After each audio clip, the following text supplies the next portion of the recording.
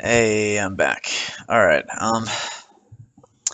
I I didn't actually bother getting to this stage of my own character, but um, one day it's definitely on the bucket list. I intend to clean up the line art and move on to shading and this other thing called Sel-out, which I'll talk about after. Let's get on to shading first. Now, have a look at this. They're pretty simple to follow. They've got a lot of these characters have base color, uh, shading color, darker shading color, and then super dark color for the line art, which is the Sel-out that I was talking about. Um, I'm just going to do the same sort of thing, and I'll show you a really easy way of doing it as quick as possible. So let's just do the dress first. Um, there's all sorts of ways you can pick your color. I actually prefer to pick all my colors in Photoshop so I can work with a nicer kind of color dial thing, but that's okay. I'm gonna switch into HSV mode. Go for a dark. Move it into kind of a warm. I like going warm shadows. You can go dark shadow, like cool shadows, warm shadows, up to you. Depends on the style. Anyway, there's this really good trick that you can take advantage of in a nice little pixel kind of coloring thing. When I'm shading in my character, I don't want to accidentally color in parts that the other parts of the body. So if you click up here and hold it down, there's this thing called Magic Wand. Now, Magic Wand will select everything of the same color that it's touching. So if I click here, it will select all of that. Now, the good thing is, I'll just deselect all that. It has that same contiguous thing on here. If I've got contiguous ticked, it'll only grab the blue, purple color that's there and not the shoes. If contiguous is not ticked, let me deselect again. If contiguous is not ticked, it'll grab that same color everywhere on the piece, which is what I want to do. Look at that. Now that's all selected. That's good. I can move on to a different layer if I want to, but honestly today I'm just going to work on the same one. With that selected, I can very easily color in my character. So I'm just going back to the pencil, going for a bigger size, and I'm just going to draw it in. Just going to go quick. And look, because I've got stuff selected, I'm not drawing outside the bounds. Imagine if you could do this back in your first, whatever your first school thing was, and they're like, oh, color between the lines. You're like, oh, I'll just use Magic Wand, and I don't have to think about it. I can be as dirty, sloppy as I want. It's just going to end up in the right place still.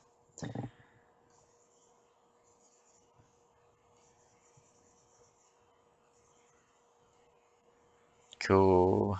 Good enough. Whoa, that wasn't good.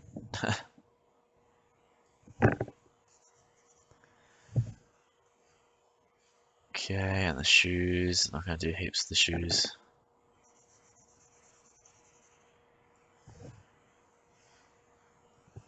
Alright, now, the next thing. They tended to use another darker color of shading within those darker regions, and not much. It's just to give it a bit more distinction in those areas, especially if you've got parts of the body that are very deep in shadow. So I'm just going to make another color up. I'm going to go into HSV. I switch into HSV so I can get access to the this thing, the V, which stands for value. You got hue, which is color. Pick your color. Saturation is how bright should that color be, and then V is value. So basically from black to that color. I can get to dark colors a bit quicker this way through HSV rather than RGB. And I've got to get darker than what I've got there.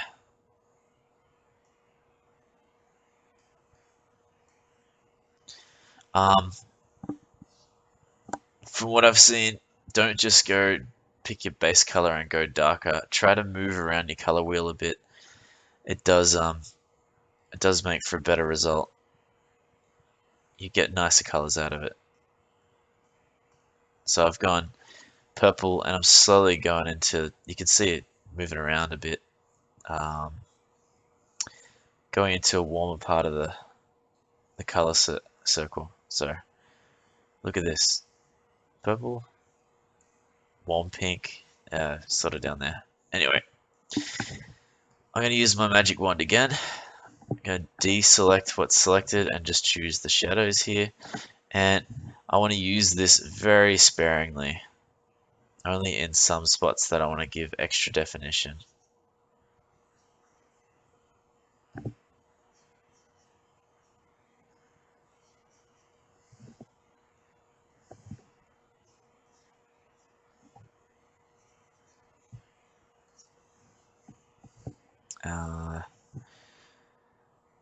Yeah, probably didn't even need it that down here. It's alright, just go with that. Cool.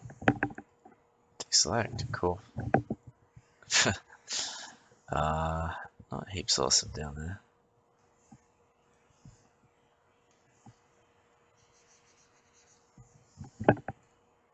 That's a bit better. Alright.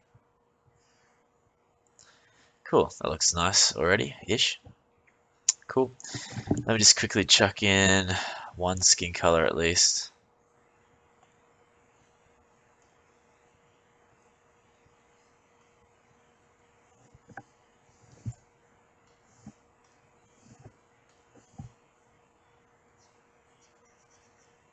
And like, yeah, that's pretty gross, so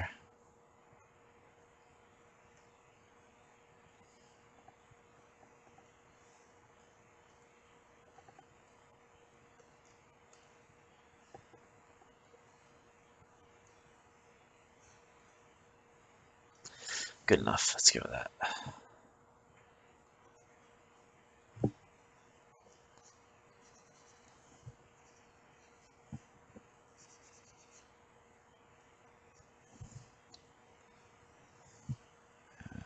Cool.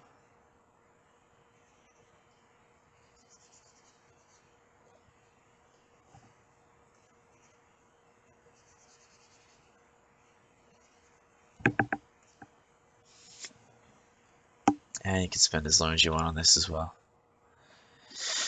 Cool. I should put in an extra dark one on that as well, but I just want to get through this a bit quicker. So one more thing, let's just do the hair and other pinky bits very quickly.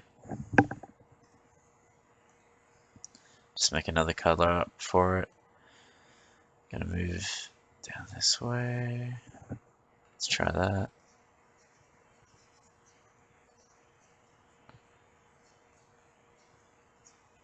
And let's say I'm not happy with that. Let's go more red.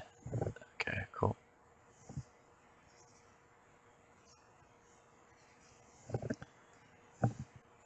There's not much to do with this.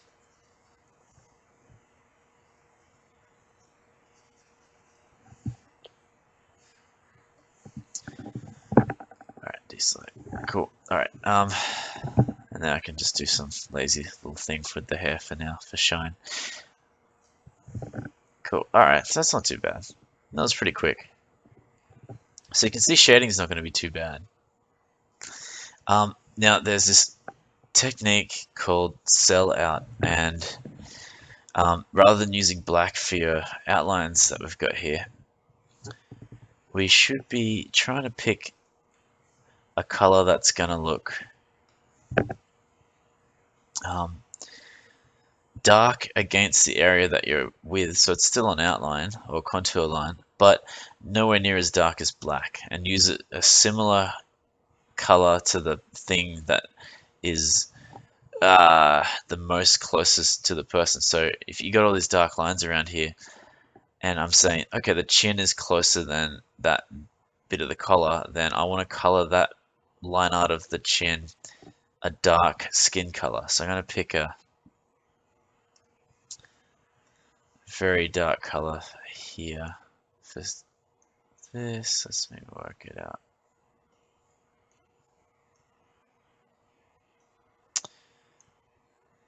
Okay, let's say that's my dark skin color. And I can just color that in here, like so. So this technique is called Sel-out. Now, this part of the neck, let me just refer to my original model, is supposed to be in front of that collar there to some extent. I guess this is where we start taking advantage of using fewer colors. This dark skin color would probably be good enough as the dark color for next to the hair as well. You might use another one. That's okay. Let's see how it's going without all that selection stuff going on. Yeah, it just softens it. That's all it's really doing. Now let's just quickly get one for...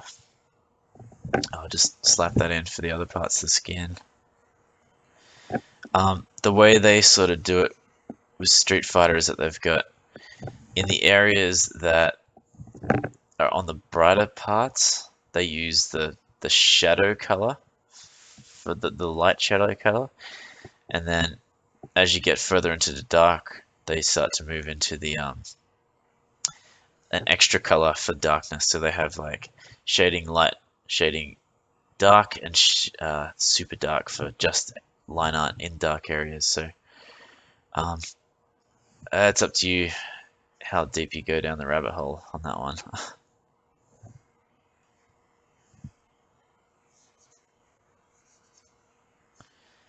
I'm probably just gonna pick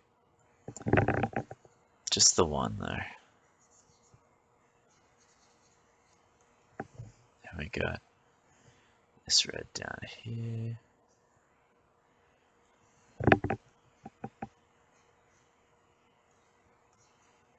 Cool. Alright. And finally just a dark color for the dress. What's the color I haven't used? Definitely green. That's not been used.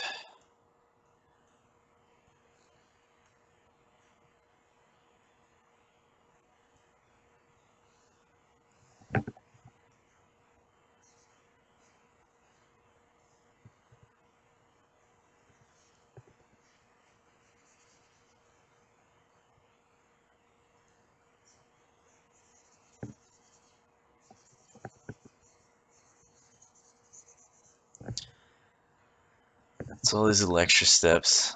It's hard to read at the moment what I'm doing, but I'm basically just tracing the edges of this dress at the moment.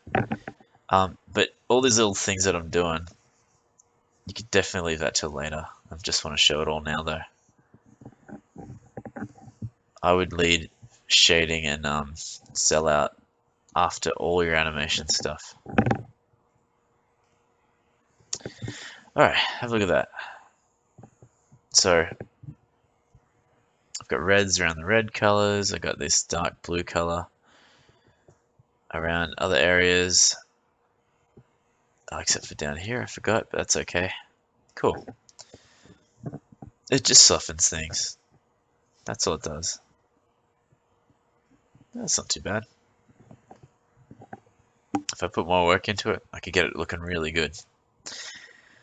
Alright, cool. That's enough on that topic. I guess the next big thing that you're worried about is probably animation. Let's talk about that next time.